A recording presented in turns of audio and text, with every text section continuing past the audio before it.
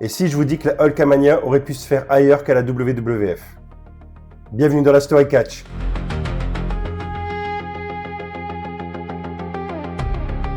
Aujourd'hui, on va parler d'un moment qui aurait pu changer toute l'histoire du catch. Et si Hulk Hogan avait propulsé la American Wrestling Association au sommet à la place de la WWF. On est en avril 1983 et Hogan s'apprête à affronter le visage de la AWA pour le titre, Nick Bockwinkel. Mais pour comprendre cette histoire, revenons en 1980.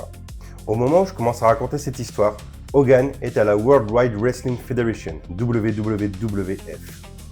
Il est heel et il est en rivalité avec un certain André le Géant. Ils s'affronteront notamment lors du show Showdown at Shea, qui est l'un des plus gros shows de l'époque à la WWF.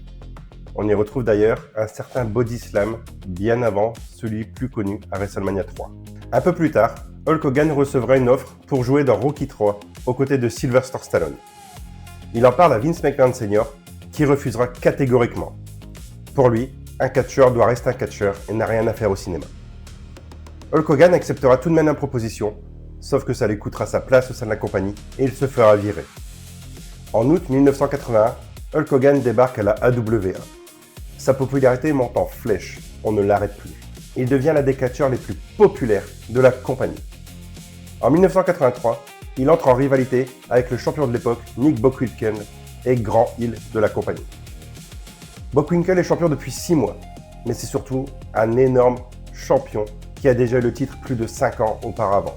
Les fans de l'époque ne veulent qu'une seule chose, voir Hulk Hogan avec la ceinture mondiale. Sauf que le boss de l'époque, Verne Gagne, ne voit pas les choses de la même façon. Lui, il préfère un catch technique, brut, traditionnel. Or, Hulk Hogan est tout à fait l'opposé. C'est un showman, un entertainer qui soulève les foules. Selon certaines sources, Verne Gagne aurait tout de même pensé à donner le titre à Hulk Hogan, mais à une grosse condition, que ce dernier lui reverse tous ses gains qu'il a obtenus lors de sa tournée au Japon, que ce soit sur le merch ou sur les payes. Hogan refuse catégoriquement, il trouve ça complètement stupide. Il lui propose tout de même de faire un 50-50 sur les gains. Verne Gagne refuse, voulant l'intégralité.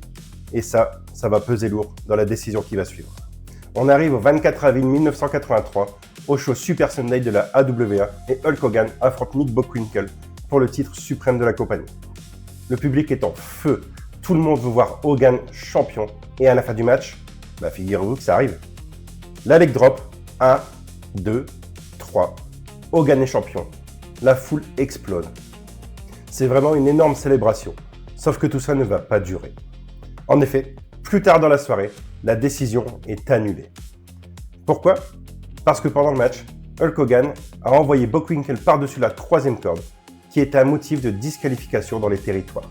Résultat, le titre est retiré à Hulk Hogan et rendu à Nick Bockwinkel. Les fans deviennent furieux et la AWA doit faire face à une foule en colère. Après ça, la rivalité va continuer un peu, mais n'aboutira à rien. Fin 83, Hogan rencontre en secret Vince McMahon Jr. dans le dos de Verne Gagne.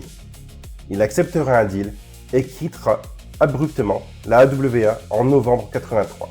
En janvier 1984, Hulk Hogan revient à la WWF, affronte le Iron Sheik et devient le champion. Le reste appartient à l'histoire. Si ce format vous a plu, n'hésitez pas à liker la vidéo et je vous dis à très vite pour une nouvelle Story Catch.